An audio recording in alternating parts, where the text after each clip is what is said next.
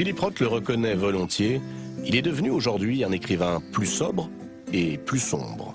L'extravagance de Portnoy et son complexe a disparu.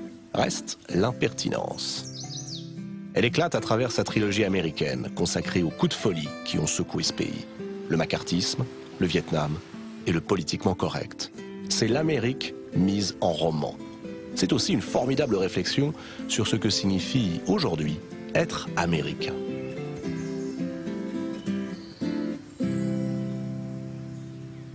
Revenons à ce que vous avez appelé vous-même votre trilogie américaine.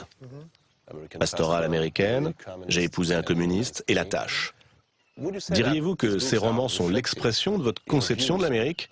Était-ce d'ailleurs votre projet initial?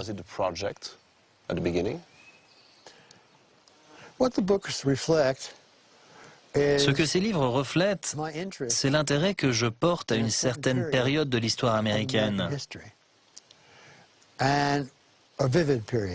Une période marquante de l'histoire américaine et aux conséquences que cela a pu avoir pour mes personnages, pour une famille, de vivre à cette époque-là.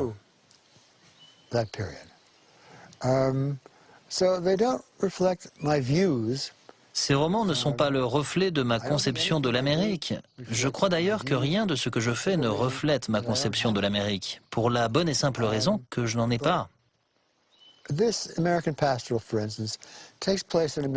Mes pastorales américaines, par exemple, a pour cadre l'Amérique du début des années 70. C'est un livre qui parle des effets de la guerre du Vietnam sur une famille du New Jersey, dont la fille, une adolescente de 16 ans, devient une militante anti-guerre, puis une terroriste dont la bombe va tuer quelqu'un.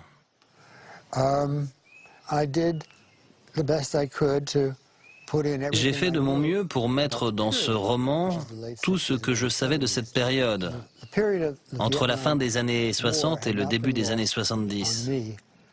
Cette époque de la guerre du Vietnam ne m'a pas laissé indifférent, ni d'ailleurs aucun de mes amis. Nous avions la quarantaine et nous avions eu des réactions très fortes. J'ai fait des choses que je n'aurais jamais pensé faire. Des défilés et des manifestations, par exemple, ce genre de choses. Je ne suis pas fait pour les défilés et les manifestations. C'est l'époque la plus marquante que j'ai vécue dans l'histoire des États-Unis, plus marquante même que la Seconde Guerre mondiale, notamment parce que j'étais beaucoup plus jeune, j'étais enfant pendant la guerre. À cette époque, j'étais à l'écoute des événements. Mes amis aussi, nous discutions en permanence, nous étions dans une colère permanente. Tout cela est venu nourrir Pastorale américaine. Quand j'ai terminé ce roman, je n'avais toujours pas de projet. Mais je me suis demandé quelles autres périodes j'avais vécues et m'avaient autant intéressé, et mis autant en colère. Et je me suis souvenu que dans ma jeunesse, quand j'avais 14, 15 ou 16 ans, je m'étais beaucoup intéressé à cette croisade anticommuniste qui avait eu lieu aux États-Unis. J'étais un adolescent précoce et très tôt, je me suis intéressé à la politique. Dans ma famille, il y avait des membres du Parti communiste. À l'époque, c'était très mal vu.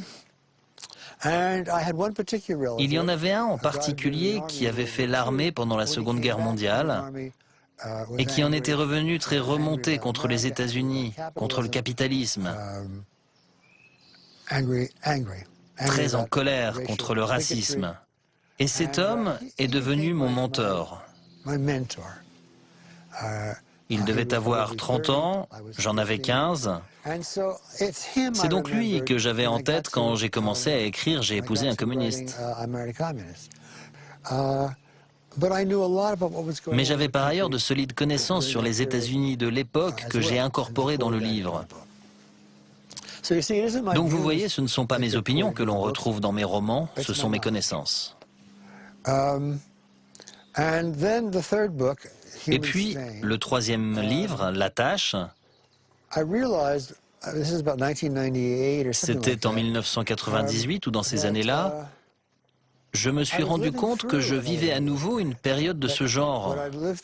Ce que j'avais vécu dans les années 60, 70, ce que j'avais vécu à la fin des années 40, j'étais en train de le revivre. L'Amérique se lançait dans une nouvelle chasse aux sorcières contre Bill Clinton.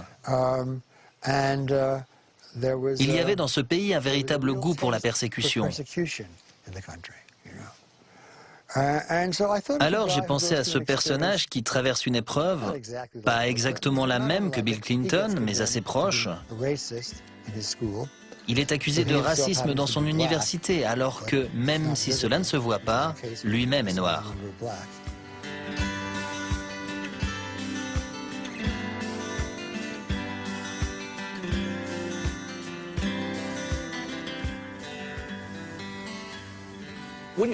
Diriez-vous que ce que vous avez vécu au début du XXIe siècle, le 11 septembre, l'élection de Barack Obama, constituent aussi des événements historiques, de la même manière?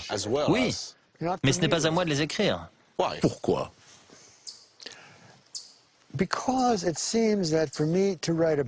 Parce qu'il me semble que pour pouvoir écrire sur ces événements, il faut que 25 ans soient passés.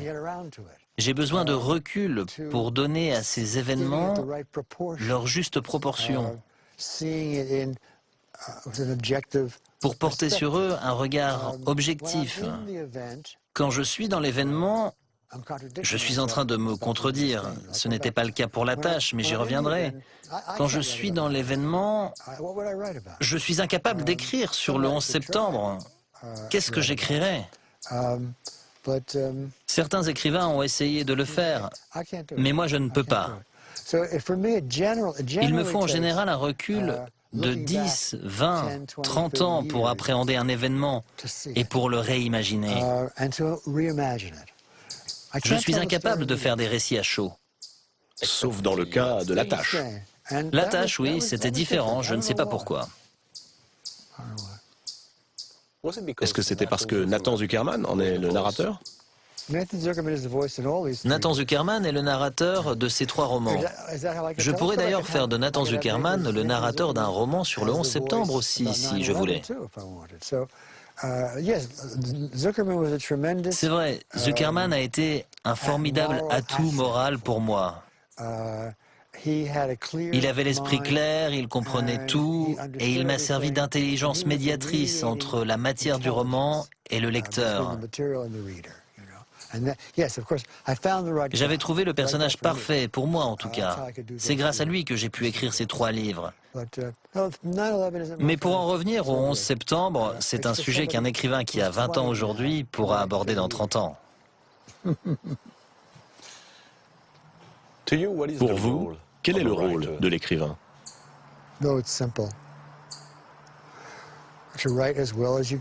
C'est simple, vous écrivez du mieux que vous pouvez, c'est tout.